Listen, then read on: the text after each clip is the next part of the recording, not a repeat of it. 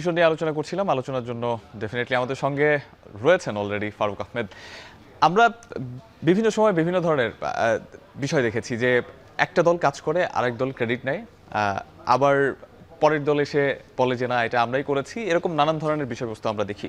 তবে ক্রিকেটে বিএনপি সময় বিশেষ করে 2001 থেকে 2006 সেই সময়ে যেই কাজটা করা হয়েছে, যেইভাবে বেসমেন্ট ধরে কাজটা করা হয়েছে, পরবর্তীতে পাপনরা এসে সেটাকে বা পাপনের বোর্ড সেটাকে, পাপন ভাইদের বোর্ড সেটাকে আরও সামনে এগিয়ে নিয়ে গেছেন। বাংলাদেশ বড় বড় ম্যাচ জিতেছে।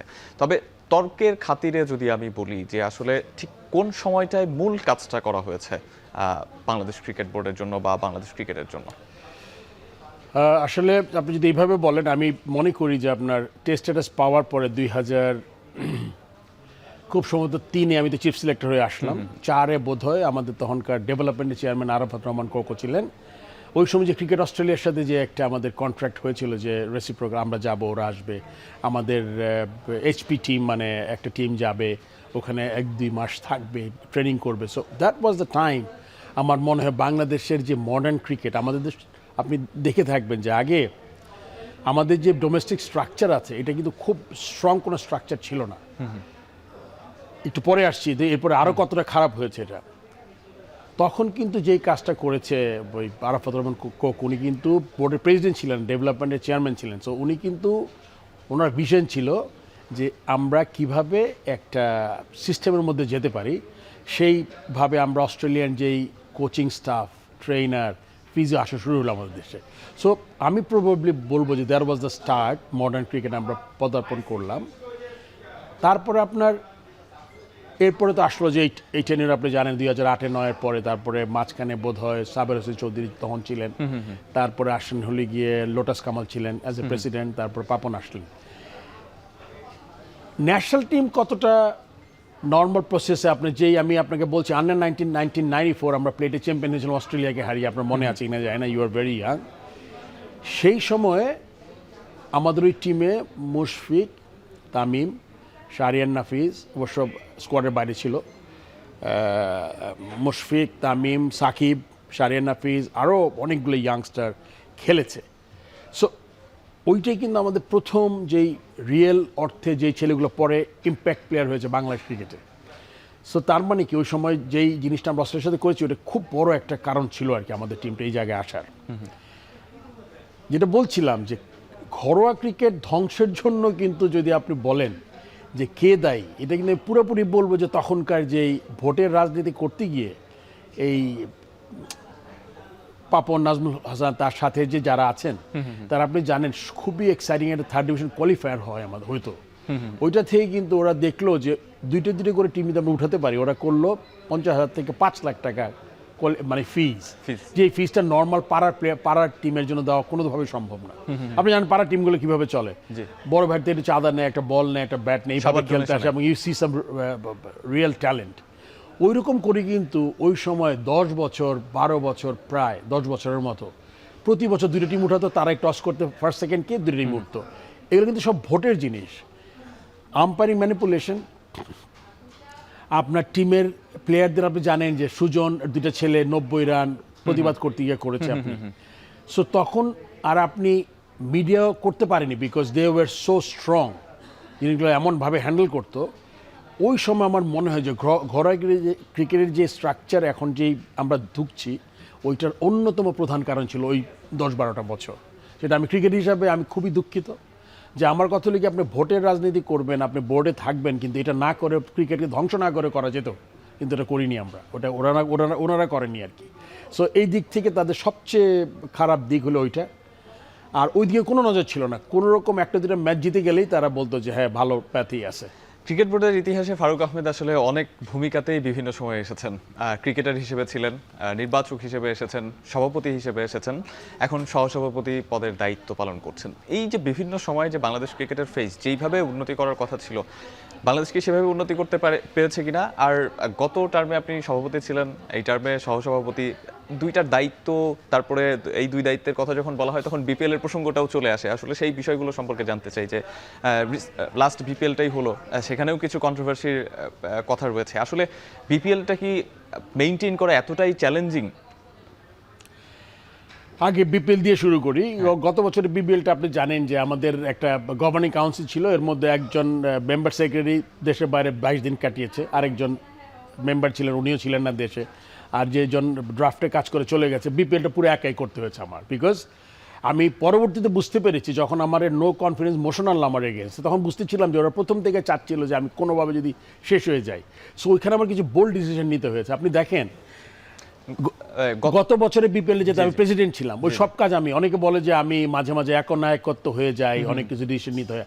আমি একটা পর্যায়ে বুঝতে পেরেছিলাম এরা যেসব ডিসিশন নিবে সবগুলা এই বিপিএলটা ডুবানোর জন্য নিত আর কি, তখন যেটা আমার ধারণা হয়েছিল। এই জন্য আমি ইম্পর্টেন্ট জিনিস তাদের ধরতে দিতাম না। যে টিকিটের কথাটাই ধরেন না, আপনি টিকিটের ব্যাপারে বাধার সম্মুখীন হয়েছে আমি ডিজিটালাইজেশন করার জন্য।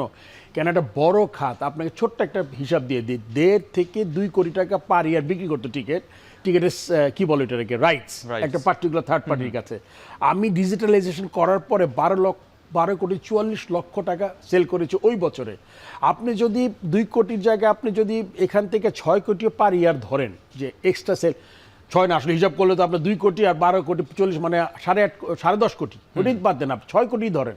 6 কোটি তো আপনার 12-13 বছর হয়ে যায় 100 কোটি টাকার কাছাকাছি। সো ড্রেইনেজটা আমি বোঝানোর চেষ্টা করেছি যে এই যে একটা হলো কেপেবিলিটি, এবারে কিন্তু টিম একটা কম ছিল কিন্তু এবারে কিন্তু সেল করতে পারেনি, কিন্তু এটা কিন্তু পুরোপুরি বলবো যে এই ক্রেডিটটা আমাকে আপনার দিতেই হবে, যেটা সারা জীবন বাংলাদেশের মানুষ মনে রাখবে যে আপনার ক্রিকেট। আমি যখন মনে করেছি যে টিকেটের সিস্টেমটা যে কত ইম্পর্টেন্ট, কত টাকা কামানো যায়, এটা কিন্তু পরিষ্কার। পাকিস্তান টিম এসছে 3 ম্যাচে প্রায় 4.5 কোটি টাকা টিকিট সেল হয়েছে। আপনি যদি সবগুলো যোগ করেন সারা বছর, আপনি লাস্ট 2024-এর আগে কোন সিরিজে কত টাকার টিকিট বিক্রি হয়েছে আপনি কি জানেন? কিচ্ছু জানেন না। আপনি ধরলাম বিপিএল আপনি রাইটস দিয়ে দিয়েছেন একজনকে, কিন্তু হোয়াট অ্যাবাউট দ্য হোম সিরিজগুলা? অস্ট্রেলিয়া আসছে, ইংল্যান্ড আসছে, পাকিস্তান আসছে, ইন্ডিয়া আসছিল, আপনি কিচ্ছু জানেন না। সো দিস ইজ এরিয়াদের যেটা আমি দায়িত্ব নিয়ে বলছি যে ইট ওয়াজ মাই কি বলবো ইনিশিয়েটিভ একা, এবং এটা থেকেও তখনকার বোর্ডের লোকজনদের বাধা সম্মুখীন হয়েছে আমি, যে ডিজিটালাইজেশন করার দরকার নেই, বোর্ডই তো আছে, বোর্ডই চলবে, মানে এরকমই চলতে চাচ্ছিলেন তারা। ছোট্ট করে জানতে চাই এবার কি আসলে বাধার সম্মুখীন হচ্ছেন কিনা? এইবার বিপিএল সালে আমি কাজ করি না একদমই। সো এইবার বিপিএলটা আমি মানে যদি ছোট ছোট জিনিসগুলো আমি হলে কি করতাম, কিছু জিনিস তো বেটার হবে, আপনি যে কোনো জিনিস কিন্তু আস্তে আস্তে বেটার হবে, কিন্তু এবারে যে খুব বেশি চেঞ্জ হয়েছে গতবার থেকে তা না। এবছরে আপনার ভেন্যু কমেছে, 2টা ভেন্যু। ঢাকাতে 2বার খেলা হতো, একবারই হয়েছে, সিলেট হয়েছে ফুল খেলা। আপনার উইকেট ভালো খারাপ মিলে গত বছর আপনি যদি রানগুলো দেখেন, গত বছর আপনি যদি ম্যাচগুলো দেখেন, মানে it was very sporting wicket. So আমার মনে হয় হয়তো বা গত বছরের ওইটা থেকে আর একটা ছোট্ট আপনাকে দিয়ে দিই, গত বছরের সব পাওনা যদি আপনি ধরেন, এই যে টিমের রাজশাহীর এত কথা শুনেছেন, মাঝে মাঝে চিটাগংয়ের কথা শুনেছেন, টোটাল পেমেন্ট বাকি আছে হলে গিয়া 2 কোটি 20 লাখ টাকার মতো। এবছর তো একটা টিম আমরা টেক ওভার করেছি 12 কোটি টাকা দিয়ে। ব্যাপারটা বুঝতে পেরেছি। অন্যান্য টিমের টাকা পয়সা কি দিয়ে দিয়েছে? অন্য টিমের টাকা এখন আমি জানি না, এখনো তো, বিকজ ওদের একটা সময় আছে, বিপিএল শেষ হওয়ার পরে 15 একটা গ্রেস পিরিয়ড আছে। সো আই এম শিওর, কিন্তু এবারে দেখা দরকার আর কি। যদি আপনি কম্পিউটার স্টাডি করেন, যেটা একা করতে হচ্ছে, এবার তো আমার পুরো বোর্ড ছিলাম 25 জন আমরা। অর্থাৎ দেখা বা জানার আসলে অনেক কিছু রয়েছে। দর্শক আরও একবার দেখছেন এখন মাঠে। যেই কোশ্চেনটা অনেকক্ষণ ধরেই মাথায় ঘুরছিল সেটা হচ্ছে ফারুক আহমেদের নাম আসলেই ডোন্ট কেয়ার, কারোর কথায় পাত্তা দেয় না, এরকম নানান ধরনের বিশেষণে বিশেষায়িত করা হয় আপনাকে। তবে একই সঙ্গে আমরা বিভিন্ন সময় অবজার্ভ করেছি সেটা হচ্ছে যে যখনই বিসিবির কোনো ক্রাইসিস হয় তখনই ফারুক আহমেদের ডাক পড়ে, মানে বিসিবির ক্রাইসিস ম্যান বলা চলে ফারুক আহমেদ। তা মানে কিছুটা তো এক্সপিরিয়েন্স কাজ করে আমার সাথে। আমি তো ডেফিনেটলি যারা আছেন এখন তার মধ্যে হয়তো one of the most experience এই ফিল্ডে। আপনি বলেছেন যে আমি ক্রিকেট খেলেছি, ক্যাপ্টেন ছিলাম, চিফ সিলেক্টর, তারপরে ফাইনালি প্রেসিডেন্ট হয়েছিলাম। সো এই জন্য হয়তো তারা চিন্তা করে, ফিল করে। আর আপনি যেটা বললেন আমাকে, আসলে গত বোর্ডেরটা আপনি এটা একটা বিচ্ছিন্ন ঘটনা, বিকজ আমি কোনো সহযোগিতা, মানে প্রথম দিকে বুঝতাম যে এটা এরকমই, তারপর একসময় বুঝে গেছি যে এটা হবে না, তারা আমাকে কোনো দিকে হেল্প করবে না। আপনি জানেন গত বছর স্পন্সরশিপ এনেছিলাম প্রায় 9 কোটি টাকার মতো, এক সিঙ্গেল পেনি কেউ আনতে পারেনি, সব আমি এনেছি। সো ইসি তখন তো এই লোকগুলো তো কাজ করেছে 30 বছর ধরে, 25 বছর ধরে, 15 বছর ধরে বোর্ডে, তারা কিন্তু 1 টাকা আনেনি, ওটা ইন্টেনশনালি আনেনি, বিকজ যাই আনবে প্রেসিডেন্টের মানে নাম হবে। আচ্ছা গেল এই দিক। সো এই পুরো, হ্যাঁ, ডিসিশন মেকিং আমি খুব স্ট্রং, ডিসিশন মেকিং। আপনি যদি আমাকে একটা প্রবলেমের কথা এই মুহূর্তে বলেন তো সাথে সাথে আমি একটা রেমেডি দিতে পারবো আপনাকে, কিন্তু এটা কতটুকু মানে স্ট্রং হবে, লাভ হবে না, ভুল হবে না, ঠিক হবে এটা না, but I can make decisions very quickly, which is একটা জিনিস। বিশ্বকাপের বিরতিই বলা চলে বাংলাদেশে এখন চলছে, বাংলাদেশ বিশ্বকাপে গেল না, তবে সেটা নিয়ে আসলে বিকল্প কোনো চিন্তা আছে, মানে ক্রিকেট ভীষণ বা ধরেন এখান থেকে কিভাবে বেরিয়ে আসতে পারবে সেটা নিয়ে আসলে আপনাদের কোনো আমার মনে আলোচনা হয় আছে? যে এই সময়টা কাজে লাগানো দরকার, এবং প্রেসিডেন্ট ওই ওয়েতে চিন্তা করছেন, আমাদের বোর্ড প্রেসিডেন্ট, এবং সে বলছেন যে আমরা এই সময়টা কি করতে পারি, এটা নিয়ে আমাদের মধ্যে একবার দুইবার আলাপ হয়েছে, সব একটা ভালো কিছু হবে এই সময়টা। সম্ভাব্য কি হতে পারে সেরকম একটা বিষয় সম্ভাব্য আলোচনা? আপনি মনে করেন আমাদের ন্যাশনাল টিম ইনভলভ করা কোনো ডোমেস্টিক্যালি, বা কোনো হয়তো বা আরও 2-3টা টিম বানিয়ে টপ নচ প্লেয়ারদের নিয়ে টুর্নামেন্ট করা। সো এটা একদমই আলোচনার পর্যায়ে আছে, এই মুহূর্তে আসলে আমি কিছু বলতে পারবো না, সব শিওরলি এই সময়টা বসে থাকবে না। আপনি বিভিন্ন সময় বিভিন্ন দায়িত্বে ছিলেন বিসিবির এবং বিভিন্ন ভূমিকায়, তো সেই জায়গা থেকে সেই জায়গাগুলোকে যদি একপাশে সরিয়ে রাখি, বাংলাদেশ বিসিবিকে নিয়ে আসলে অনেক ধরনের অভিযোগ রয়েছে। তো আপনি যদি দর্শক বা ক্রিকেট প্রিয় একজন ব্যক্তি বা ক্রিকেট লাভার একজন ব্যক্তি হিসেবে আসলে এই সময় যদি আপনাকে বিসিবি সম্পর্কে 3টা ডিসিশন নিতে বলা হয়, সেটা কি কি হতে পারে? প্রথম হলো গিয়ে আর্থিক স্বচ্ছতা, যেটা আমি মনে করি যে এই জিনিসটা খুব গুরুত্বপূর্ণ। কেন? আপনি মনে করেন যে টাকাটা তো আমরা আসে, আমাদের একটা আইসিসি নিজস্ব ফান্ড, ব্যাংক ইন্টারেস্ট সব মিলে একটা ফান্ড আছে। এই ফান্ড থেকে যত টাকা আপনি সেভ করতে পারবেন, পুরো টাকাটা কিন্তু ঢুকবে ক্রিকেট। সেকেন্ডলি আর 2টা পয়েন্ট। সেকেন্ড হলো গিয়ে আপনার মাঠ চাই, আমি ঢাকার মধ্যে অ্যাটলিস্ট 15 থেকে 20টা মাঠ চাই, যেই মাঠগুলোতে আপনার টেস্ট ভেন্যু চাই আমি অ্যাটলিস্ট 5টা। থার্ড, আর থার্ড মনে করেন যে আমি চাই যে এইজ লেভেলটা আরও স্ট্রংলি আগাক। অবশ্যই সেই বিষয়গুলো ইন ফিউচার